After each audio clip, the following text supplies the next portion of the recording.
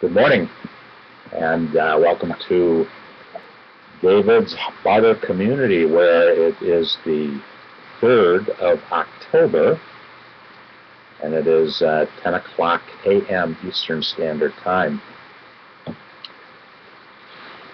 Our first segment today, I would like to share with you an interesting article that was written by,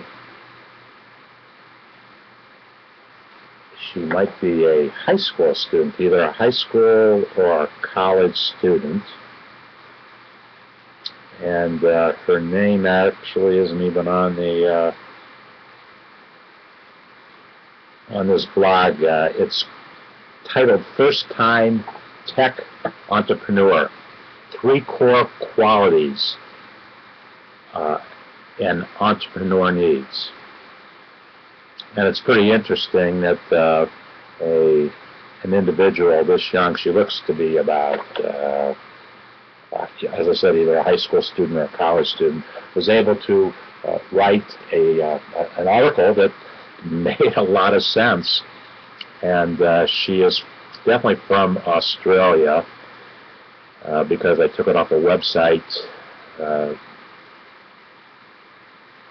that is done in Australia. I wonder why they don't have her name on this article. Well, anyway, what are the 3 core qualities that an entrepreneur needs?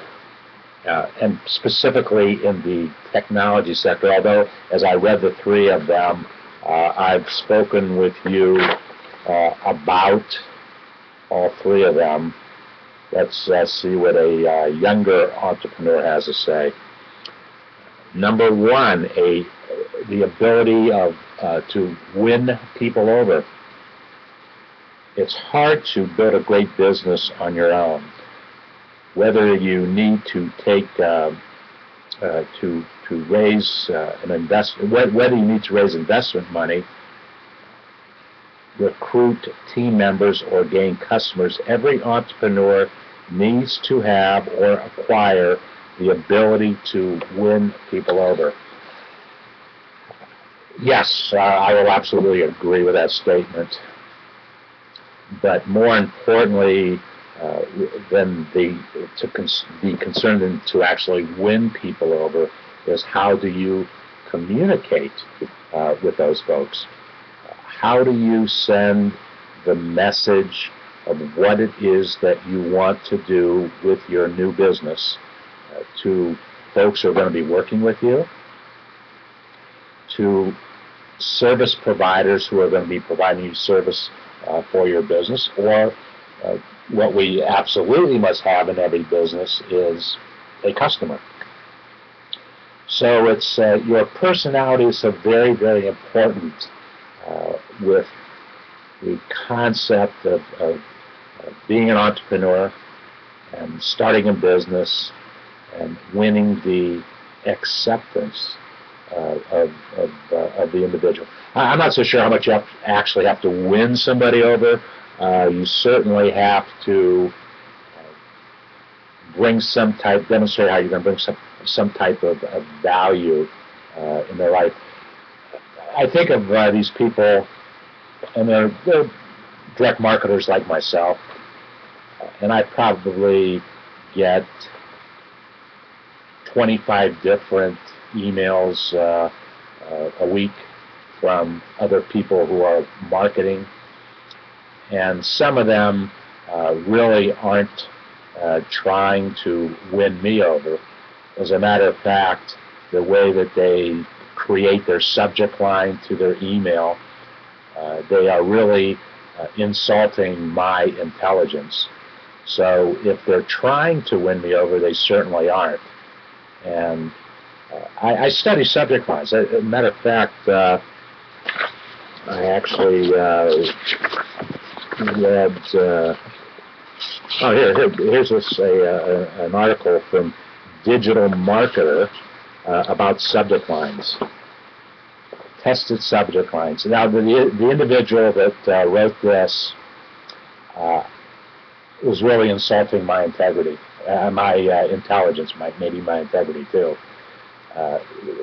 they said in your subject line you need to use an odd number. And yes, I absolutely know that.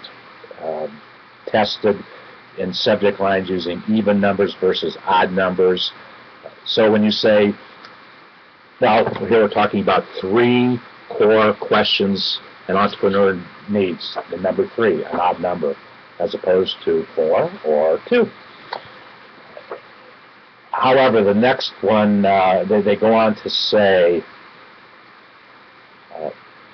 instead of using a round number like, in this case they used 8,000, use the number 8,213. Now, here's where I take issue, and a real insult to my intelligence, that if it is 8,000, then so be it. But are you making up the number 8213 just to create some type of an effect? And I don't agree with that approach to marketing, to try to create some kind of sensationalism with your subject line. Be straightforward, be to the point, and you certainly can either win people over or get them to start to be very open-minded about what it is that you're doing. Important to put a question mark. I absolutely agree with that. You know that I love questions. My first book, How Do You Answer These 749 Questions? Well, I did use an odd number, 749, and there are actually 749 questions. It's kind of interesting how we got to that number. I knew I wanted to use an odd number, or it's just a psychology about using an odd number. As I started to write the book, I think at one time I might have had 775 questions or whatever. And as we started to lay the book out, we found out that we could get 8 questions on a page. So the average page has 8 questions, 2, 4, 6, 8, 9 questions. Maybe it was 2, 4, 6, 8, 9 questions. Each page could handle 9 questions with some space, and we were regulated by the number of pages that we actually wanted to publish, because it would impact the cost of printing. So I had a formula that I used, but there was no hokiness to it. It was straightforward, it was practical, there was an odd number in it, but it was an accurate odd number based upon some mechanical requirements. We used question marks. Good thing to use percentages in what you do, but be accurate. And once again, don't insult somebody's integrity or intelligence by the percentage that you use. In your subject line, promote a video. Very, very good idea. Video content is the main, it will get more attention than if you write a blog or do a video blog, as I like to call them. You will get more attention, more response to something that you do with a video. Personal pronouns. In your subject line, use personal pronouns. It engages the individual. Use the word you, we, us, whatever it might be, but particularly the word you. That is a word that certainly will engage the reader, and hopefully they will go and continue on with the marketing message that you have for them. So there's different ways to, quote, win people over. And point number 2 in the 3 core qualities a first-time tech entrepreneur needs: creativity. And I don't think it necessarily means that you have to be a technology entrepreneur to understand how important creativity is. I have always strived to be the most creative marketing person that I possibly can, because that's what people are going to buy. It's creative marketing ideas, it's creative solutions to everyday problems. Creativity. And if you don't have that sense of creativity, it will be more challenging for you to start your business. So, therefore, when you are starting a business, try to find somebody else who is starting a business, and they might be more creative than you are. So play upon their creativity, and you might have a strength that they don't have. So there's the opportunity to collaborate. And you know how important I've stressed that small business collaboration is the model, the small business model of today and tomorrow. Collaborating with one another so that folks can play off of each other's strengths and weaknesses. A, to help each other. B, in helping each other, you help yourself. And C, working together and collaborating with somebody else will create new business opportunities for both parties. Creativity. And the third point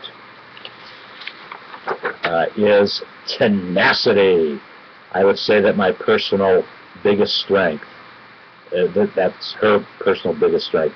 Someone recently asked me if I thought I was tough, to which I replied, no, but I'm tenacious.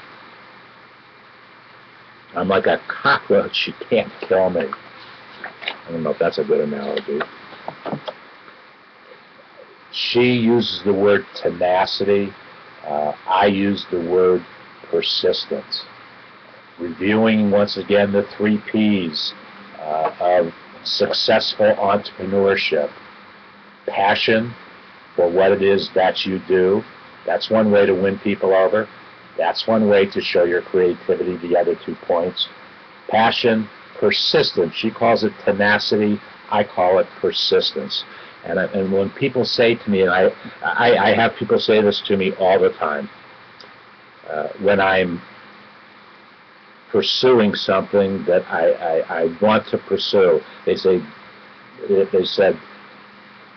David, or SmallBizDavid now, you are a very persistent individual. And my standard response to that is, I'm persistent because I know it's the right thing to do. And the other P is patience. You have to be patient as you are starting your business, because in starting a business, you're bringing a new idea, a new product, a new service to the marketplace, and because it is new, it suggests that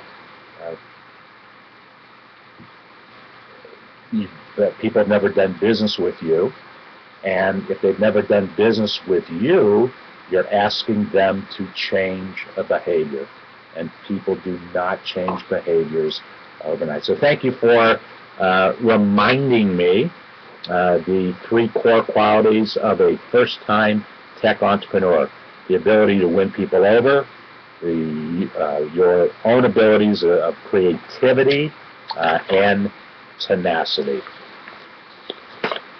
I'm going to end this segment, and by the way, this is our 100th YouTube that we have done for under the general theme of starting a business.